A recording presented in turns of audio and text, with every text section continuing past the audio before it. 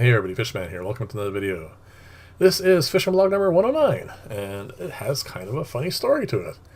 If you remember from Friday's video, I had mentioned that I was getting a little bit busy in the middle of the week, and Wednesday's videos are going to now either not happen or just be shorts, and that way I can get caught up on other work I need to do.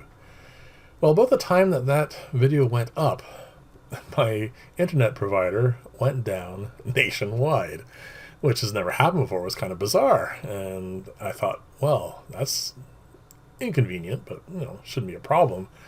Well, it was Saturday night when I normally put this video up that it finally got back up so I can actually use the internet and process this video. I thought for a second or two at least I was going to miss yet another video, but it all worked out in the end. So the first clip of the breeder box, those Gardneri are going to get their own aquarium soon because I want to start putting other smaller fry in there and just keep cycling until they're big enough, and then they will go into their own tank. And that guppy colony really needs to be subdivided because I'm pulling an awful lot of stuff out of the pond. You're going to see that shortly. And the funny thing about these platies is I find that the tuxedos are outcompeting the coral blues or whatever they were called. They're doing really well. The other ones just don't seem to be able to, get as much of their share of the food, I guess. And it's interesting. I don't think I'm going to divide them up or anything, but it's just something I'm going to keep an eye on.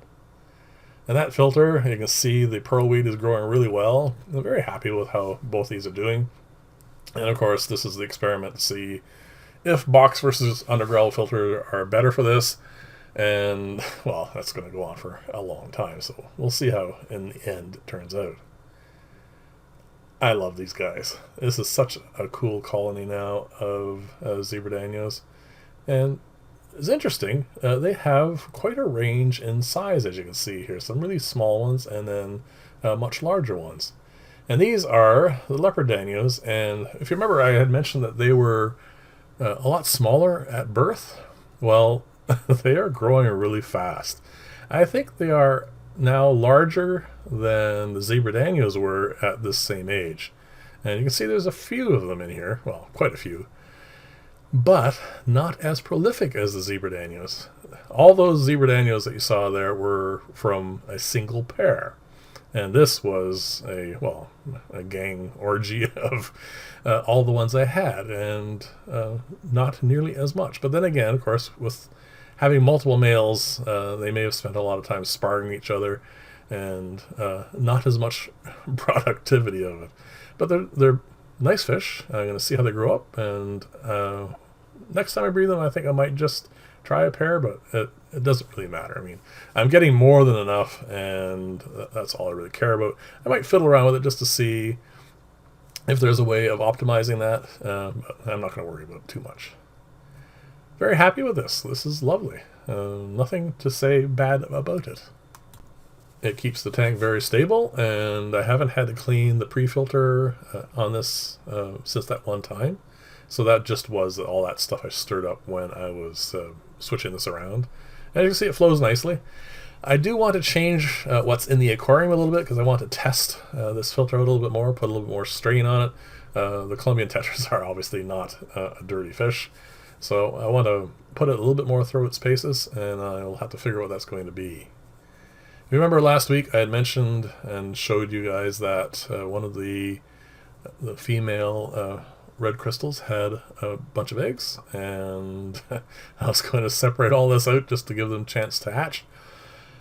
The very next day, she was no longer carrying them. I had mentioned that they looked like they're close to hatching. Well, apparently they were really close to hatching, and, well, I managed to get to find all the adults that were in here, and none of them had any eggs, so I guess I'll have to wait for the next batch.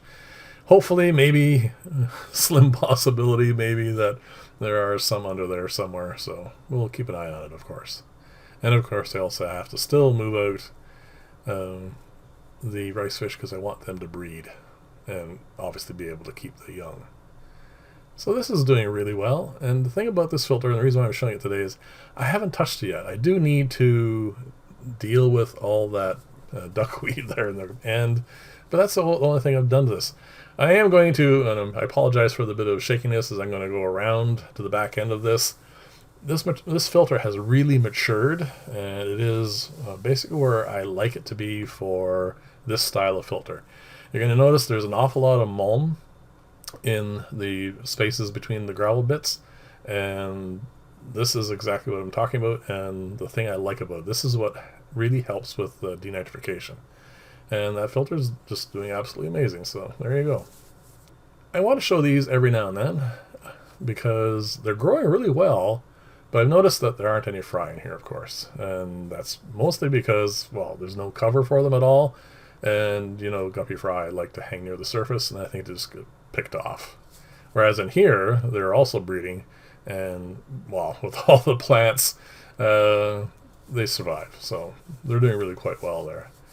Now, I am going to show you a bit more of other plants, but I wanted to show you this here.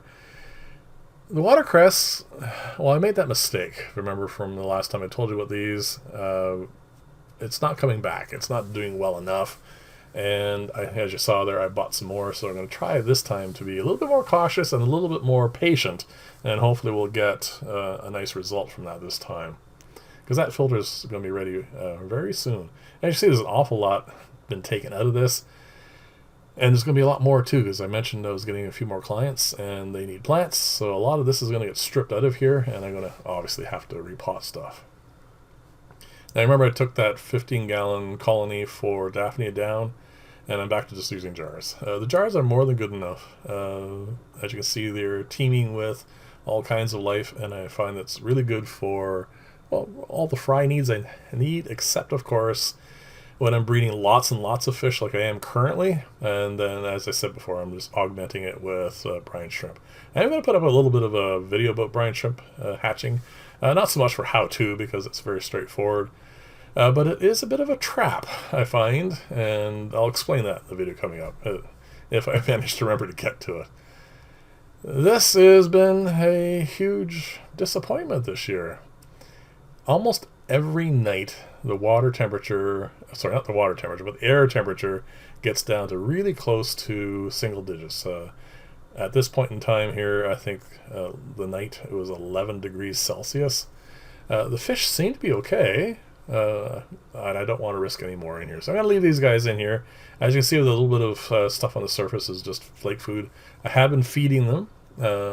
As you can see, they're not eating at all.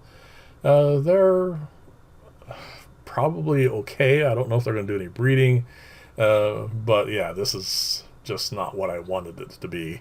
It's been a very cool summer so far. We get hot days sometimes, but every night it's always down into getting close to single digits, so not very good for guppies, but anyway. So thank you very much for watching. I'll see you in the next video, and bye for now.